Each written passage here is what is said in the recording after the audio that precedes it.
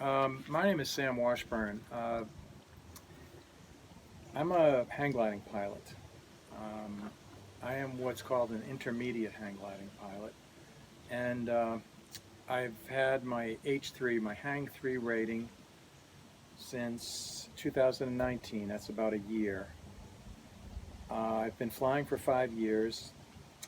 I have 85 hours of flight time and 150 flights. So I'm a total intermediate. That may sound like a lot of hours and a lot of flights, but it really isn't in the spectrum of hang gliding skills. I'm really a mid-range intermediate. I'm making this video because I've seen too many serious accidents. In the last 4 months, I've seen 3 people fly into ridges. This is in the east, in the Appalachians. I've seen another blown launch where somebody almost crashed into the tree line after launching. 2 of these resulted in hospitalizations, and 1 with absolutely terrible, life-threatening injuries. And that pilot is facing months, if not years, of rehab. So I feel like there's too many accidents, and I'm an analytical person, and I keep giving this thought, more and more thought, as to why accidents happen, and I want to share those thoughts with primarily people who are just getting their H2 and H3 ratings, and try to pass along some ideas and thoughts that I have on how to avoid the injuries and what's going on here. You're an H2 or an H3 pilot, you've been through a training program with a certified instructor. But what happens when you get your H2 and then when you get your H3 is the instructor goes through and confirms that you've met the requirements, you've passed the written test, you've performed the appropriate landings, you've performed the appropriate launches that qualify you to get that rating. But then in the industry, pretty much the instructor shakes your hand and says, good job, here's your certification, now you can fly H2 sites, or now you can fly H3 sites. And we're all human, and we're proud of ourselves, and we start looking around for where are the H2 sites. Oh, here's some H2 sites, here's some H3 sites. And we internalize the fact that when they say it's an H2 site, it means that I have the capability, since I'm an H2, to handle that site. I can launch there, I can fly, I can get to the LZ, and it's an LZ that I'll be capable of landing at. But there's a caveat that goes along with that. These are H2 sites as long as they are H2 conditions, okay? It may not be even an H4 site if the conditions are not right. So that's a huge if that goes along with that. And the same goes for H3 sites. They're for me if the conditions are H3 conditions. They're not for me if the conditions are H4 conditions. And that is something that wasn't really well communicated to me when I got my H2 and H3 certifications. And I suspect that that's true for other people as well. So in a way, to use an analogy, we're like fledgling robins who take their first couple of flights out of the nest. They get pushed out of, they mature, they get pushed out of the nest by the parents. But we don't know, or the robins don't know, where the foxes and the snakes are. And they don't even know that hawks exist.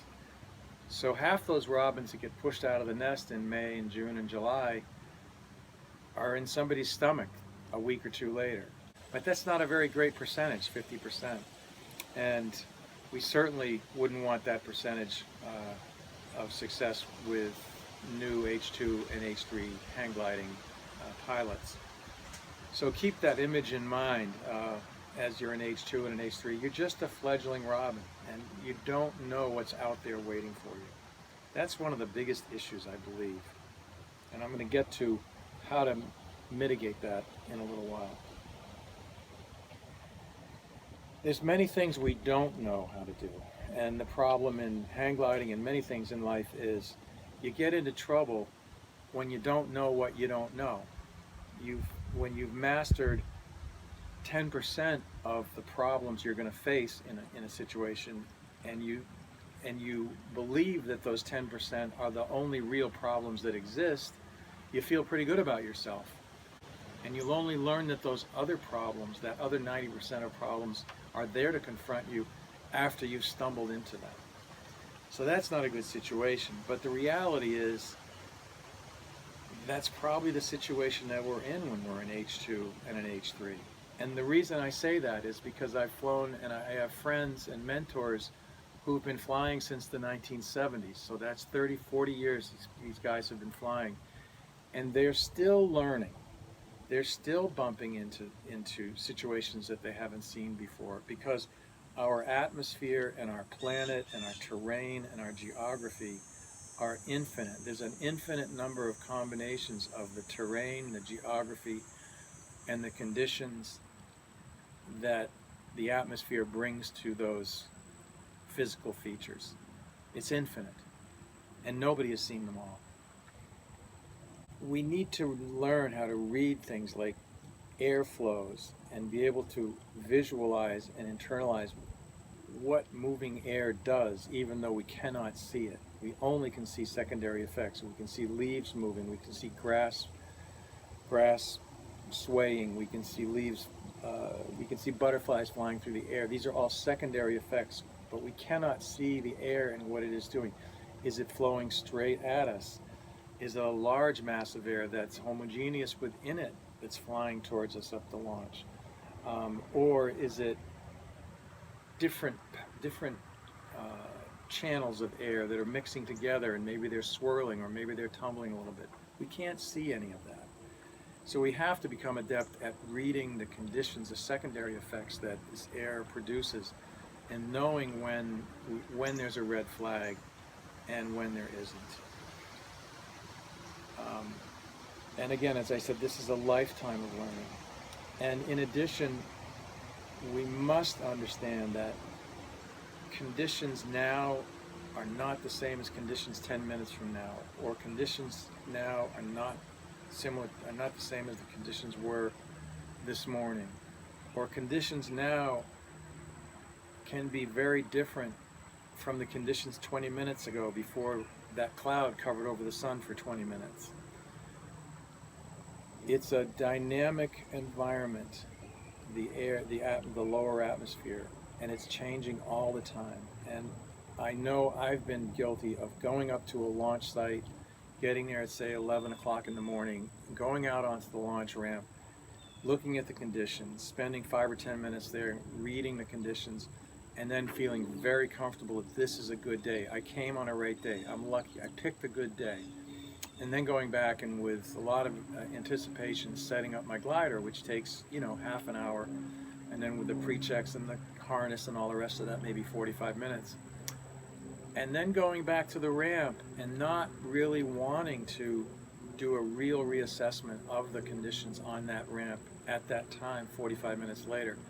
But the fact is, they can be different, and they really are different, and they may be more dangerous, and I got to watch out for that. So then what happens? Well, we do have success. We'll make progress as an H2 and then as an H3. We have success. We have some successful soaring flights. We get that exhilaration of defeating gravity for 5 minutes or 10 minutes or an hour, where the ridge lift billowing up, or the thermals coming up out of the valley that we're able to hook into those, and it's a wonderful feeling, and it's what makes this sport so wonderful. But if we do that, as we do that, it's human nature to tend towards some overconfidence and some complacency. I've got this figured out now, and I've done this 5 times in a row. There's sort of a 5 times in a row syndrome. I've landed at this LZ 5 times in a row. I've launched successfully at this launch 5 times in a row. I've got this knocked. I've got this figured out. I don't have to worry too much about my landings here anymore. I don't have to worry too much about my launches here anymore. That's what we call intermediate syndrome. It's a sense of complacency, it's a sense of overconfidence, and an eagerness to go out and challenge yourself with tougher places to fly, more challenging places. And there's risk that comes along with that, a lot of risk. Part of the biggest one of the biggest learning challenges as you're in H2 and in H3 is knowing when not to fly and knowing where not to fly. And a huge step for any of us when we're in H2 or in H3 is the first time that we actually go someplace, drag our glider out, set it up, go check out launch, they feel like it looks good, get over on launch with our glider, and realize that something's different, the conditions have changed, I'm not comfortable with this feels dangerous, and just say, hey, I'm not going to fly today, and go back, break the glider down, and go back home. Even when other people have probably launched and perhaps flown successfully that day. That is a huge step in your development as a pilot when you do that the first time, and the second time, and the third time. And personally, I can cite an example in West Rutland, Vermont. Last year, I was up there and 3 people flew before me. It was some sun and clouds, ridge lift, thermals coming up, and they launched successfully, and I was going to be the last person to go, and I did have someone to help me launch on my wire, on my wing. But as I stood there, it got more cloudy, no more sun, and the wind shifted slightly to the or I guess it shifted slightly to the west, and was just not coming in on the southwest cycles that were necessary for a good launch off that ramp. And I waited and waited and waited for a cycle, at least a 20 or 30 second cycle of good launch air, and I just didn't get it. And so sadly, with my friends up in the air having great flights, I just had to pack it in and go home. But you know, the conditions changed in a short period of time, and fortunately I noticed it and did not take a risky launch. Another situation like that is a good pilot friend recently had a blown launch, and it was literally that the conditions changed. A cloud went over the sun.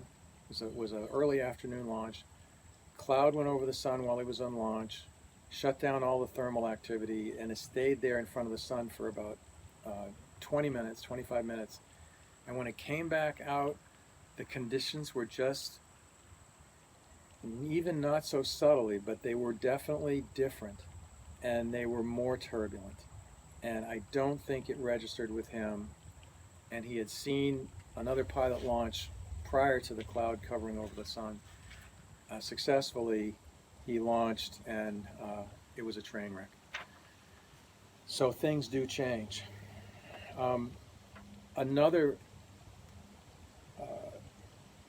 mental habit that I think we need to learn as H2s and H3s is to always be thinking about, what's my margin of error?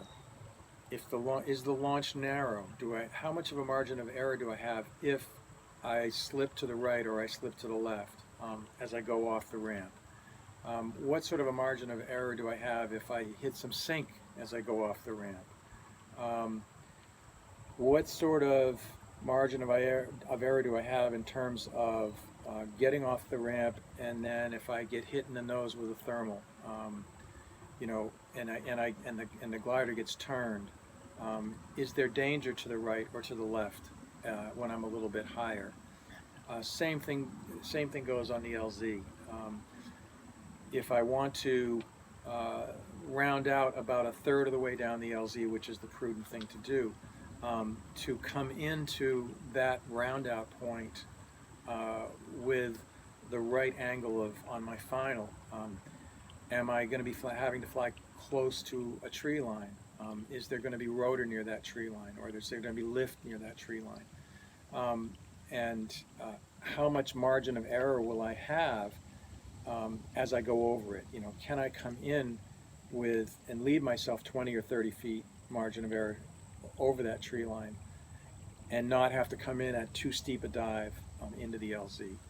Or do I have to pick a different, if I have to pick a round out site further down, what happens if I hit lift and all of a sudden my round out point is no longer in the middle of the field, but it's 2/3 of the way down the field? Am I at risk of gliding into the tree line before I can flare? Margin of error is everything in this sport. I mean, it's absolutely everything. You can always, almost always, correct for unexpected events or mistakes that you make if you've got room. But if you don't have room and the mistake happens or the turbulence happens, you may not have the time to correct and you're in deep trouble. So you need to always be thinking about that. Another habit that I've tried to develop, and it served me well, is as I'm getting ready to launch or getting ready to land, and I've assessed that the conditions are good for my level of skill, is I try to put myself into a mindset where I'm saying, right now, right here, this is the most important launch of my life. I don't care whether I've launched this place 100 times or this is the first time. And I don't care if I've landed at this place 100 times or this is the first time. Right now, right here, at this place, this is the only launch, the only landing that matters. And if you take that attitude and burn it into your brain, you won't be up on launch looking around and saying, oh, who's thermaling over there? And oh, the thermal's coming up off the valley. And if I can just get out, if I launch quickly and I just quickly turn right, I'll be picking up those thermals that are going up that gap over there.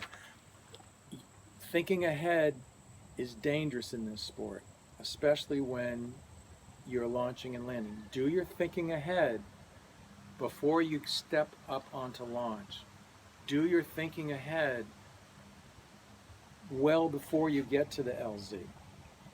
But once you approach the LZ or once you step up onto launch, you should be focused on one thing: successfully launching your glider safely and getting away from the terrain, because that's where the danger is.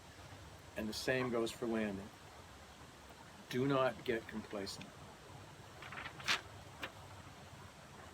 Another issue is launching in the right cycle. I've noticed myself, and I've noticed my friends, some of who have had problems on launches. As we get into our H2 and H3 life, we're starting to launch in more turbulent conditions or windier conditions. And I'm talking about 10 plus miles per hour, maybe 15 miles an hour. And when you're talking mountain launches, there's gonna be turbulence, ridge lift, thermals mixed in. As you launch in those conditions, you have to learn to be able to read the tree lines in front of launch and the telltales, and watch what they're doing and time the cycles and the strength of the cycles and how much gusting there is in the cycles between the lull and the maximum, and get to be familiar with that. And what I've done myself, and I believe I've seen other pilots do, is, especially I think this is an H3 syndrome, is we have made some windy launches. We've launched in 13 miles an hour. We've launched in 15 miles an hour. We've done it successfully. So we know we can launch successfully in that kind of a wind. But it's always different, even at the same site. The last time we launched there, the cycles might have been large and coming pretty much straight up and lasting for 30, 40 or seconds, maybe 120 seconds. So plenty of time to wait for the cycle to get there, feel it there for a little bit, and and then launch into it. But another time you go back and maybe the cycles are only lasting 10 seconds or 15 seconds. And I've noticed myself, and I think I've noticed other people get up in those conditions and go, well, I know I can, I'm keeping my wings level and I know I can launch, but I can't really read these cycles. They don't seem to be lasting so long, and I'm not sure which one to pick. So, well, I can't stay here forever, so I know I can launch in these conditions. So, okay, clear, boom, off I go. You know, it's going to work 4 out of 5 times, 9 out of 10 times, but it is going to be a time when you pick the bad cycle and there's the thermals are snaky and broken up, and they're not consistent coming up there, and one wing gets lifted, and I've witnessed that happening to other people, and I felt my own wings get lifted in that scenario, and beware of that. You really got to spend time reading the air, reading the telltale signs, and picking the right moment to launch. And I'm particularly sensitive to that right now because of a terrible crash that I witnessed recently. And I think that was in play. Obviously, flying new sites is a big deal. Again, you can't be lulled into saying, oh, it's an H2 site, or oh, it's an H3 site, so I'm going to be able to handle it. Always fly the first time with a local pilot who knows the conditions there, knows where the red flags are, where the pitfalls are. You're going to have a better flight. You're going to have a safer flight. You'll probably have a longer flight because they'll tell you, you know, the house thermal's over here, and on a day like this, it's going to be out there, and it's just all useful information to make it a more pleasant and safe flight. New gear, new risk. That's a little saying that I've kind of come up with. If you change one thing in your gear setup or one thing on your glider, something is going to be different, and generally it's something that makes things less safe until you get used to it or you fix it, then more safe. And I'll give you a quick example. I had to buy new boots to fly with recently because the ones I usually fly with got stolen. And I didn't give it a second thought. I'd been flying, you know, I've been getting in and out of my harness after launch successfully with my old boots, you know, for months or years.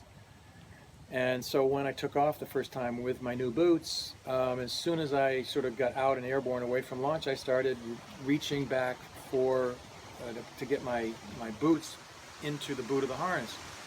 And it didn't work because the new boots had a lug sole and it got hung up, and I was kicking and reaching, and as I was doing that, I was putting inputs into the glider, and the glider went into a dive and started PIOing, and so my training kicked in, and I realized this PIOing is just a bad scene. Forget the boots, just slow the glider down and get out of the PIO and fly away from the hill, and then worry about the boots. So I did that, but it's just an example that you change one little thing, and something that you don't foresee is going to be different, and it may affect you. And in this case, the boots, I mean, it could have been life-threatening if I hadn't been able to recover from that PIO.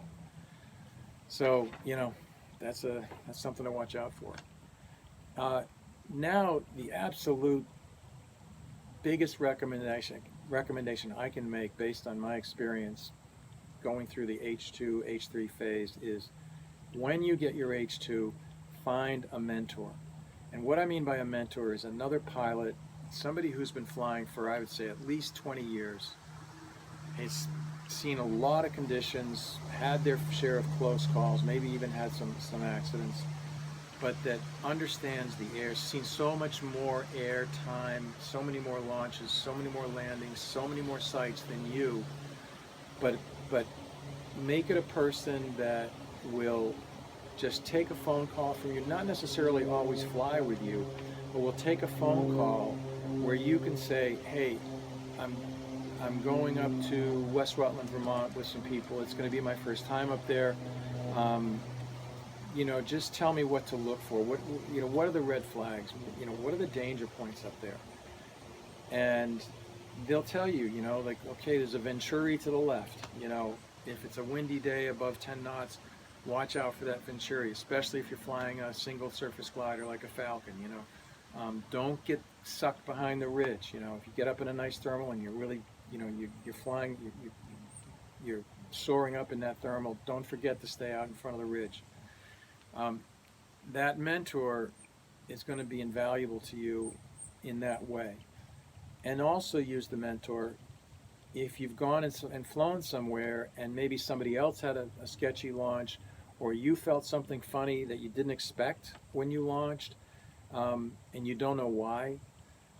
call up your mentor and just talk it through and say, "Geez, you know, this was happening. The telltales were they'd come straight, but before they come straight, they'd both flip to the left. And I don't understand why that was happening. And then before I launched, you know, Joe launched, and he got a wing lift, and you know, he almost hit the tree line.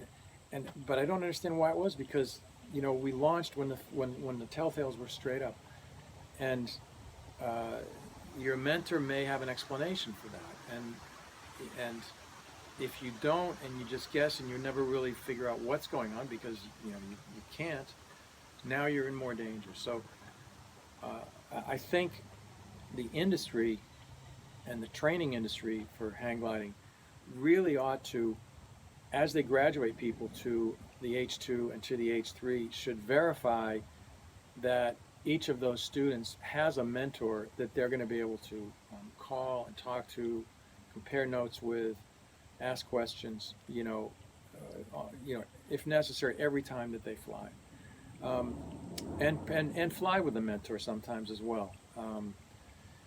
I found he was instrumental in my Aerotow training when I was in H2. I've flown with him several times, and I never hesitate to call him when I'm going to fly a new site or a different site, uh, or I've seen conditions that seemed odd to me, or there was something that I didn't understand, or just to get the pointers about the places where I'm going to fly. So hopefully, if you're an H2 and an H3, I've said some things that make sense to you, that perhaps you'll internalize and fall back on as you move through this process of growing into this sport and enjoying it in a safe way for many years to come. Thanks for your time.